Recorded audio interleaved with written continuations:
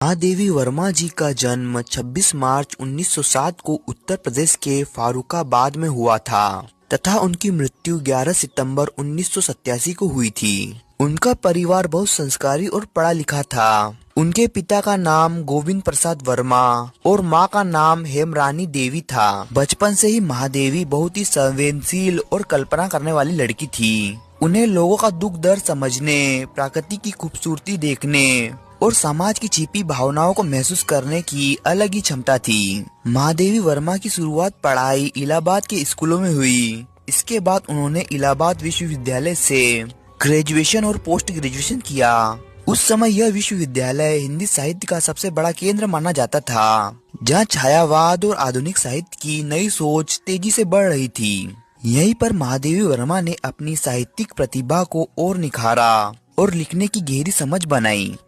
महादेवी वर्मा जी की साहित्यिक यात्रा। महादेवी वर्मा की लिखने की शुरुआत छायावादी कवियों के असर से हुई। शुरू में उनकी कविताएं प्रेम, प्रकृति और इंसानी भावनाओं के आसपास घूमती थी, लेकिन धीरे धीरे उन्होंने छायावाद को अपनी नई सोच, संवेदनाओं और आध्यात्मिकता से एक अलग ही गहराई दी। उनकी कविताओं में सिर्फ प्रेम और प्रकृति नहीं, बल्कि जीवन का दर्द, दुख से बातें करना और खासकर स्त्रियों की परेशानियां भी साफ दिखती है। उनकी कविताएं भावनाओं से भरी होती है। उनकी कुछ मशहूर काव्य रचनाएं हैं यामा, निर्जा, मधुरिमा, स्मृतियां। इन सभी काव्य संग्रहों में महादेवी वर्मा ने स्त्री की सोच, अकेलापन, जीवन के सुख दुख और आध्यात्मिक अनुभवों को अपनी कविता का मुख्य हिस्सा बनाया। उनका पहला कविता संग्रह यामा था, जो 1929 में छपा। इसी किताब ने उन्हें हिंदी साहित्य में तुरंत पहचान और अलग जगह दिलाई थी।